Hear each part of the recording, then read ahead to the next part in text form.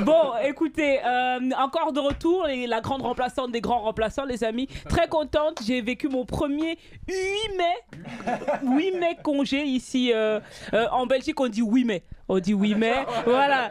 Non, pour nous, le 8 mai, c'est pas un congé, c'est une excuse. Donc vraiment, tu vois, quand on me dit, ouais, Sarah, t'es belge, mais tu travailles en France. Oui, mais ils me payent. Donc vraiment, je vais continuer à travailler ici. Après, c'est un jour que j'aurais aimé avoir en Belgique, parce qu'on m'a expliqué qu'apparemment, c'est pour valoriser la lutte antifasciste et de nazisme. Bon, c'est ChatGPT qui m'a dit ça, moi, j'étais pas au courant. Donc j'ai dit, ah ouais, pas mal. On en aurait quand même besoin en Belgique, parce qu'il y a pas longtemps, il y a eu le match de la coupe de finale de Belge, coupe de foot, hein.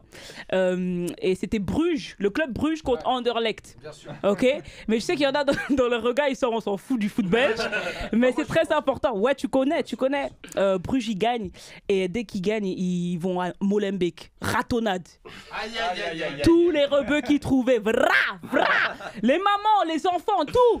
On dirait que c'est un samedi après-midi en Seine-Saint-Denis, hein. Mais vraiment, c'était Molenbeek et tout. On a dit non, c'est pas bien et tout. Parce qu'en vrai de vrai, nous, ça nous arrive pas du tout. Enfin, on sait que vous, c'est votre vécu, tu vois. Mais nous, c'était grave. Et franchement, la Belgique, elle a perdu ses valeurs. C'était dommage. Après, le 8 mai 1945, j'ai aussi appris que c'était un jour important pour l'Algérie. Okay, l'Algérie, parce que c'est au moment où ils ont dit à la France, ouais, est-ce qu'on pourrait avoir notre indépendance? Ils ont fait, oui, mais non. Non. Et donc, c'est grave. Et moi, j'aurais aimé que le 8 mai, tous les 8 mai, soit un moment où on revendique toutes les luttes antifascistes, ok, pas seulement certaines où on dit ouais, oui mais, voilà. Allez, merci infiniment, merci d'avoir écouté. Les grands remplaçants. Nova.